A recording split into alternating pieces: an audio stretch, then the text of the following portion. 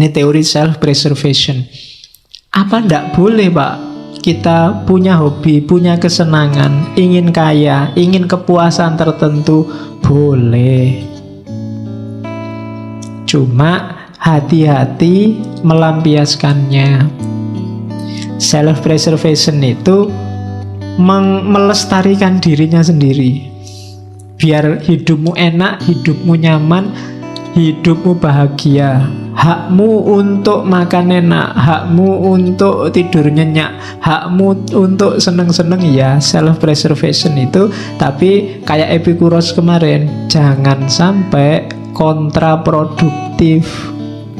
Maunya seneng-seneng akhirnya susah. Kayak yang minum oplosan itu kan, maunya seneng-seneng, tapi akhirnya wallahu a'lam bishawab, innalillahi. Nah, itu kontraproduktif namanya. Ya seneng sama game ndak apa-apa, seneng sama internet ndak apa-apa, seneng sama WA ndak apa-apa, tapi penuhilah secukupnya. Dalam rangka apa? Self-preservation. Self-preservation itu melestarikan dirimu biar nggak cepat punah. Loh yo, kalau kamu punah itu kan secara eksistensial maupun secara esensial. Kamu main game terus sekarang, ya mungkin masih hidup, tapi waktumu habis sia-sia. Temanmu sudah ngapain, kamu masih ngapain. Oke, jadi self-preservation, jaga dirimu, lestarikan dirimu. Kalau ada yang kamu senengi, ya puaskan secukupnya. Kalau ada yang kamu takuti, ya kendalikan secukupnya, dan seterusnya. Biar kamu tetap lestari jadi manusia. Kalau enggak, ya dirimu bisa punah nanti. Kamu yang sejati enggak keluar. Yang keluar kamu yang iseng, kamu yang seneng-seneng, kamu yang bukan aslinya. Karena kamu enggak memberikan sepenuhnya. Suka lihat TV ya enggak apa-apa, ini sekedarnya saja. Jangan pulang dari kampus di depan TV sampai malam cekelani remote, enggak pindah-pindah. Acaranya nggak enak semua, ya enggak apa-apa, ganti channel. Oke, itu enggak self-preservation namanya. Terus, jadi ini ya, ini pikiran-pikirannya diawali dari Zeno. Nanti kita lihat gagasan-gagasan tokoh-tokoh utamanya satu-satu. Ya, ini katanya Marcus lagi. He who lives in harmony with himself live in harmony with the universe. Ia yang hidup harmonis dengan dirinya sendiri akan hidup harmonis dengan alam semesta. Kalau kamu sama dirimu sendiri nggak harmonis, ya kamu nggak mungkin harmonis dengan alam. Kamu sama dirimu sendiri nggak damai. Nggak damai itu bisa pikiran sama perbuatanmu beda. Bisa antar pikiran kamu nggak jelas antara ya dan tidak. Itu namanya nggak harmonis. Pingin mutusin apa tapi nggak bisa. Pingin A tapi yang terjadi B, itu nggak harmonis sudah. Kalau dalam dirimu sendiri perang terus, oh ya sudah, kamu nggak akan bisa harmonis dengan alam semesta. Maka harmonislah. Apalagi sama orang lain, sama dirimu sendiri kamu gegeran terus. Gimana sih aku ini, bikin malu aja. Gimana sih aku ini, kan sering gitu kan. Kok bodoh banget sih aku ini tadi. Nah itu kamu sama dirimu sendiri aja gegeran, apalagi sama orang lain. Maka he who lives in harmony with himself lives in harmony with the universe. Itu Marcus Aurelius. Oke, ini selanjutnya katanya Zeno. Saya bilang tadi ya di awal, Zeno dari Citium, bukan Zeno dari Elia. Karena nama Zeno itu banyak. Ada yang menganalisis dia satu akar kata sama Zen. Tapi yo nggak tahu juga. Ya memang ada kata-kata Zenonya, Zennya. Kalau yang nonton kartun Dragon Ball juga ada Zeno sama. Ya, yang nonton Dragon Ball Super itu, ya itu yang paling jagoan di antara jagoan itu. Padahal kecil. Oke, yang tidak suka kartun tidak ngerti mesti. Terus tidak ada ini kata, yang bisa mengusik kebahagiaan orang yang makomnya sudah wise, sudah bijaksana. Orang bijaksana itu tidak bisa sumpek. Kenapa? Tidak ada yang bisa mempengaruhi dia. Dia sudah kokoh. Uraiannya begini, misalnya, anggap apa wis yang paling bikin kamu tidak bahagia. Wah, saya nggak bahagia karena nggak lulus-lulus. Saya nggak bahagia karena kan banyak itu kamu munculkan di pikiranmu. Terus kamu galau. Kuncinya sebenarnya sederhana. Kamu jadi galau karena macam-macam tadi, karena kamu pedulikan semua itu. Cara paling gampang menghadapi itu semua, nggak usah dipedulikan, nggak usah dimunculkan di pikiranmu, selesai. Pak, tesisku lho Pak, ndak dadi-dadi. Lah salah mbok pikir terus. Emangnya nek mbok pikir terus tesismu jadi tiba-tiba, kan enggak? Iya kan? Ya udah dikerjain aja tanpa harus galau. Wah ya memang satu-satunya jalan dikerjain. Ngapain energinya double, satu buat ngerjain, satu buat galau? Ya kerjain aja, nggak pakai galau. Yang bikin galau kan karena kamu tampilkan sendiri di pikiranmu, terus kamu sumpekkan dirimu. Kamu sumpekkan sendiri dirimu. Itu yang kuncinya sehingga kamu sumpek hidupmu. Wah ini ndak bisa Pak, saya mikir nggak ketemu jawabannya. Ya sudah, kalau nggak ketemu ngapain dipikir terus? Wong ndak bisa ketemu jawabannya. Ya sudah, kalau bahasa fikihnya mauquf aja. Kalau ada masalah mauquf, ndak bisa dijawab, selesai. Nggak usah dipikir terus. Wong dipikir jelas-jelas kamu ndak bisa jawab kok. Biarin aja. Nah, jadi kuncinya apa? Biar kamu nggak sumpek, ndak usah dibikin sumpek. Kalau nggak bisa dikerjain, ya ndak usah dikerjain. Kalau bisa, ya kerjain semampumu. Kan cuma itu dok rumusnya. Jadi orang yang bijaksana itu ndak bisa sumpek. Makanya kalau diilustrasikan film-film itu, bagian tokoh yang bijaksana kan mesti senyum terus, nggak pernah merengut, karena nggak ada yang bikin dia sumpek.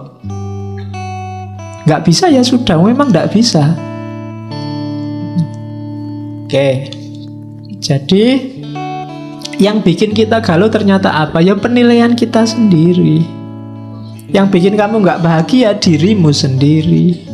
Cuma itu. Jadi tidak ada yang bisa mengusik kebahagiaan orang yang bijaksana. Orang bijaksana biasanya stabil, tenang, tidak gampang terpengaruh, karena dia sudah ngerti porsi-porsinya. Oke, terus nah katanya Markus lagi, reject your sense of injury and the injury itself disappears. Tolaklah rasa sakit itu, dan rasa sakit itu akan hilang. Jangan mau lama-lama sakit. Patah hati misalnya, kasih waktu aja secukupnya, atau tolaklah. Diputus sih diputus, nggak pakai sakit sih ya biasa aja. Kemarin berdua, sekarang sendiri, kan cuma itu aja situasinya. Kalau kamu nggak mau sakit, nggak akan sakit. Hanya kamu mau sakit sih. Akhirnya dipikir-pikir sendiri, dibikin-bikin puisi sendiri, dibikin terus. Jadi terus kamu sumpek sendiri. Jadi tolak aja rasa sakit itu. Habis dimarahi dosen, sakit hatiku. Lah ngapain? Aku nggak mau sakit, nggak sakit. Tapi karena kamu mau memasukkan rasa sakit itu dalam dirimu, ya sakit. Jadi reject your sense of injury and the injury itself disappears. Wong kamu baca WA aja kadang mangkel, kadang marah, kadang sakit, lu ngapain? Wong yang bikin ngawur kok, kadang ngarang-ngarang, kadang bohong. Wong kamu sudah ngerti hoak gitu loh, kamu marah. Lah kok mau-maunya kamu menghabiskan energi untuk marah terhadap sesuatu yang tidak ada hubungannya sama dirimu. Kamu sakit tentang sesuatu yang menurut kamu itu tidak benar kok bikin kamu sakit, ya nggak usah. Jadi reject, tolaklah rasa sakit itu dan dia akan hilang. Itu yang Katanya Marcus Aurelius. Jadi jangan mau sakit, jangan mau galau. Kuncinya lagi-lagi ternyata di pikiran. Kamu sendiri yang mendramatisir, sehingga kasus biasa-biasa kayak film India. Jadi kamu terus nangis, padahal ya biasa aja. Ya kayak kapan tadi apa ya, saya dapat WA yang anak kecil ayamnya mati terus dia nangis itu. Itu kan ayam mati biasa, tapi ya karena anak kecil nangis. Kalau kamu ikut nangis juga, itu baru bahaya. Jadi yang kayak gitu kamu gak bisa menolak. Ada banyak hal yang sudahlah, itu gak penting. Oke. Terus, dan itu nanti hubungannya dengan kontrol kita atas keinginan. Manusia itu memang fitrahnya dia bahagia kalau keinginannya tercapai. Berarti kunci kebahagiaanmu ada di keinginan. Maka pinter-pinterlah menegaskan keinginan. Begitu kamu keliru, kamu sedang bunuh diri. Bikin keinginan, rancang keinginan yang dalam kontrolmu, kayak tadi. Bukan sesuatu yang di luar jangkauanmu. Jadi, karena kalau kamu menginginkan sesuatu yang di luar jangkauanmu, hasilnya pasti kecewa. Jangan menginginkan sesuatu yang di luar jangkauanmu. Wong kamu sudah jelas sekarang semester 14 sudah mau kena DO. Saya cita-citanya cum laude, Pak, tercepat terbang. Wis ora iso jelas itu. Daripada kamu stres, mending sudah sing penting lulus. Ya, jadi jangan menginginkan sesuatu yang di luar jangkauanmu. Nanti lihat artis di TV kamu jatuh cinta, pokoknya aku harus dapat dia. Ya, tidak mungkin, jauh. Ya, wong artis itu, kamu siapa? Kan begitu. Nanti daripada kamu stres, tidak karuan juntrungannya loh. Ya cukup kamu beli kaca aja, lihat di kamar. Oke, jadi jangan menginginkan yang di luar jangkauan. Ukur kekuatanmu. Terus, karena kamu bisa kecewa kalau salah menetapkan keinginan. Saya, Pak, mulai sekarang ingin tiap malam sholat tahajud, mulai jam 1 sampai subuh. Nggak putus-putus. Wis kecewa mesti kamu nanti. Iya. Kenapa? Mungkin di luar jangkauanmu. Wong kamu sholat subuh, ayo. Iya. Jadi inginkan yang dalam jangkauanmu. Itu penting bagi yang nggak pingin stres. Oke. Karena itu, kalau tiba-tiba terbersit apapun yang menurutmu itu di luar jangkauanmu, kalimatnya Stoa apa? You are nothing in relation to me. Kamu tidak ada hubungannya sama aku. Jadi jauh-jauh. Jalan-jalan di mall, lihat orang belanja baju banyak sekali, harganya ratusan ribu. Kamu mau beli kaos 40 ribu aja diwolak-walik pintu. Nah, lihat orang itu, you are tidak ada hubungannya sama aku. Kita beda dunia. Nggak usah membayang-bayangkan, menginginkan yang kayak yang kamu lihat. Nanti kamu malah stres sendiri. Jadi kamu harus punya senjata ini tadi. You are nothing in relation to me. Ada cowok cewek pacaran, cakep, cowoknya cakep, ceweknya cakep, kamu nonton, kamu jomblo sudah bertahun-tahun. Biar nggak galau apa? You are nothing in relation to me. Kamu nggak ada hubungannya sama aku. Kita dunianya beda. Nah, lo itu lebih simpel. Lah daripada kamu stres, kamu mangkel, marah, malah menghabiskan energi kayak tadi untuk yang sia-sia. Biarin aja lah, mereka punya dunia sendiri, aku punya dunia sendiri. Aku cukup nonton TV sendirian. di kamar sendirian, makan sendiri, masak sendiri ya. Oke, yo bikinlah nanti narasi-narasi untuk lebih baik sendiri, lebih merdeka sendiri. Ya sudah apa-apa lah untuk menghibur diri. Jadi inginkan yang bisa kamu kontrol. Untuk yang tidak bisa kamu kontrol, kok tiba-tiba kamu berhasrat, katakan you are nothing in relation to me.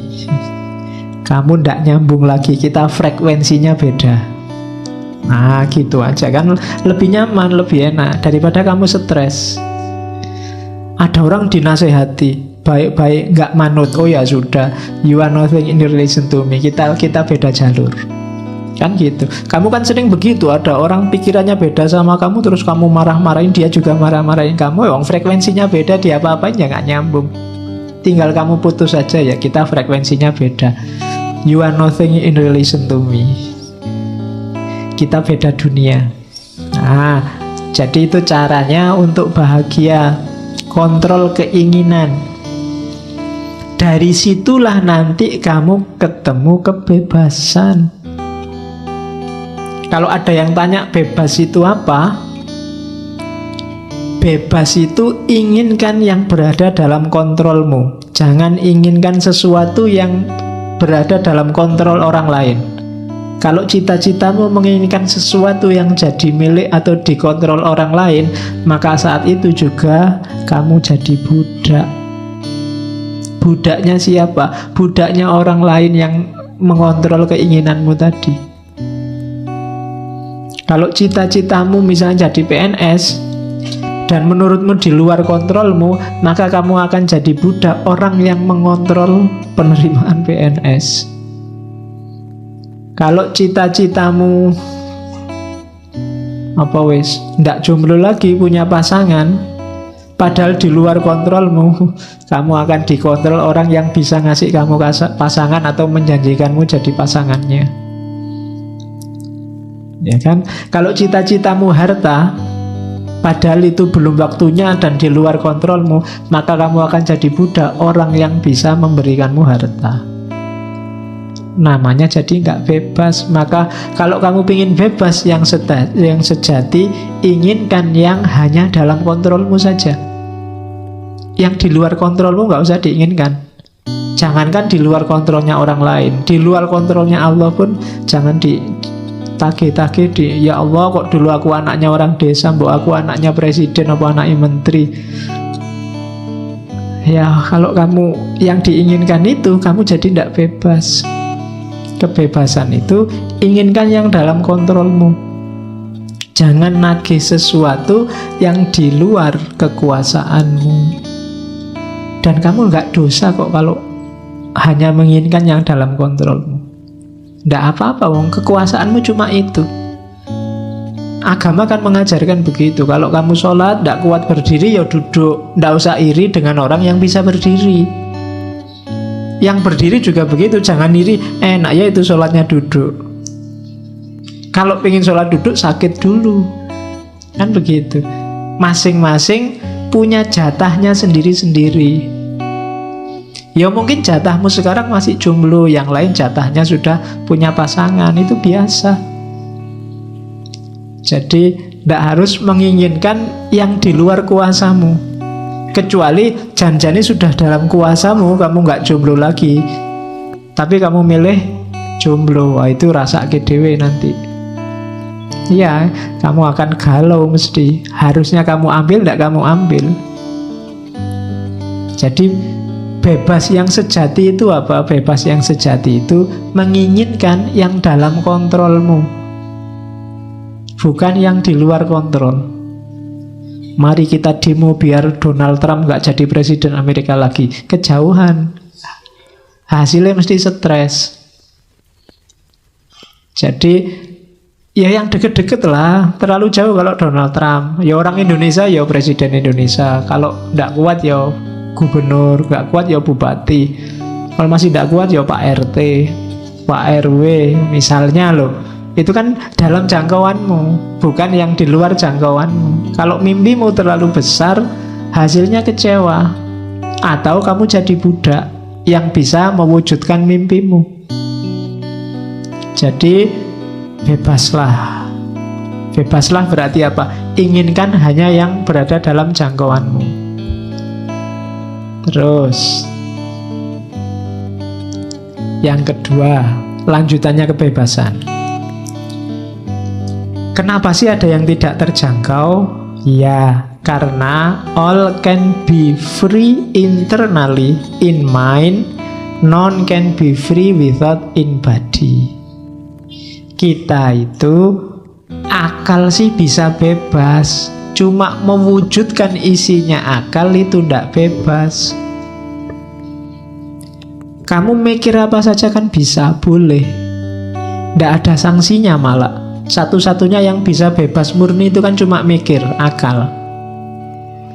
Cuma mewujudkan pikiran itu tidak bebas. Kita sudah terikat. Kamu mikir seandainya aku bisa terbang, ya bisa di pikiran. Tapi kalau mau diwujudkan, kamu harus punya uang dulu terus naik pesawat. Tidak bebas. Kalau nggak punya uang ya tidak bisa. Kamu bisa terbang, ya kamu loncat dari atas gunung, ya terbang sebentar terus wassalam, ya kan? Can be free, kita nggak bebas. Kalau mau diwujudkan tidak bebas sudah. Pak, saya ingin jadi presiden, bebas. Begitu ingin mewujudkan, itu baru tidak bebas. Macem-macem sudah halangannya, nggak sesederhana mikir. Makanya dulu pernah saya bilang, kebebasan yang sejati bisa dalam pikiran. Dalam hidup sehari-hari halangannya banyak, macem-macem, in body. Mungkin kamu sumuk, pinginnya segera kayak gini, pingin nyopot baju terus kipas-kipas, seneng ini sudah. Tapi kan begitu banyak orang di sini kan kamu nggak bisa. Kalau kamu nyopot baju di sini, yang lain mesti bubar baunya. Lo kan nggak bebas kan kamu nyopot baju akhirnya. Kenapa? Ada yang lain, tapi di pikiran tadi kamu bebas. Menginginkan itu kan dalam pikiran. Bebas, kamu bisa. Kalau sekedar menginginkan bisa apa saja. Tapi kalau kamu tidak hati-hati, ketika keinginan ini kamu wujudkan, kamu akan dicegat oleh banyak sekali halangan in body, realitas sehari-hari. Jadi rumusnya di situ. Itulah kenapa biar kamu nggak kecewa, aturlah keinginanmu, biar nggak terlalu banyak kecewa. Jadi cita-citamu apa sih? Keinginanmu apa sih? Sesuaikan dengan kondisimu. Tidak sesuai juga tidak apa-apa. Tapi ketika tidak sesuai, lahirnya kekecewaan atau perbudakan tadi. Kamu mikir memperkosa orang, itu kan di pikiran nggak masalah. Nggak ada orang ngukum kamu. Nggak ada orang, kamu saya tuntut karena membayangkan memperkosa aku toh. Nggak iso. Ya. Kamu baru dituntut kalau perkosa beneran. Jadi bebas, pikiranmu itu kamu bikin apa aja bebas. Kamu ditolak, nembak ditolak terus awas ya, kamu nolak aku tak bayangke engko awas. Bayangke itu kan bebas di pikiran. Nggak ada orang bisa nyegat kamu bayangke sopo, itu kan nggak bisa. Sekarang kan kadang nggak cuma bayangkan, gambarkan, gambar pakai Photoshop itu. Bisa kayak gitu kan. Cuma ketika sudah masuk Photoshop, itu sudah halangannya banyak, in body, kamu bisa dipenjara kalau gambar aneh-aneh. Itu sudah in body. Kalau in mind, bebas. Murni masih ada di pikiran, itu bebas. Tidak ada orang dituntut, nggak ada orang dimarahi. Pak, saya membayangkan seandainya saya jadi wali, Pak. Nah itu kan orang, ya ora apa-apa, mikir rodok ya ora apa-apa, cuma di pikiran. Tapi kalau mau diwujudkan, halangannya banyak. Jadi rumusnya itu, kebebasan itu bisa dalam kamu mikir. Tapi begitu mewujudkan bebas, kamu akan ketemu banyak sekali halangan-halangan. Karena hidup ini coraknya katanya Stoik tadi fatalistik.